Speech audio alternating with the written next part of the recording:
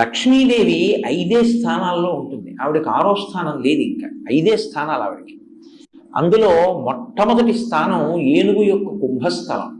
మీరు లేవగానే ఒకసారి వినాయకుడి యొక్క ముఖాన్ని చూశారనుకోండి, ఇలా ఆయన ముఖాన్ని చూసినంత మాత్రం చేత మీకు లక్ష్మీ కటాక్షం కలుగుతుంది. ప్రతిరోజు వినాయకుడి ముఖం చూస్తే చాలు. ఎవరి ముఖం చూస్తే మీకు కలిసి వస్తుందో, అది కాకపోతే సుముఖం ఇంకెవరిది సుముఖం అవుతుంది? ఇవాళ లేచి ఎవరి మొహం చూశానో అంటారు. కాబట్టి అలా చూడగలిగిన ముఖమేదో అది సుముఖం. కాబట్టి సుముఖ కాదు కాదు, ఇంకో అర్థం. ఒక్క వినాయకుడికి ఒక గమ్మత్తైనటువంటి అనుబంధం ఒకటి ఉంది లోకంలో. అందుకే వినాయకుడి మీద పెద్దలు ఎప్పుడైనా ప్రార్థన చేస్తే ఈ శ్లోకం చెప్తూ ఉంటారు.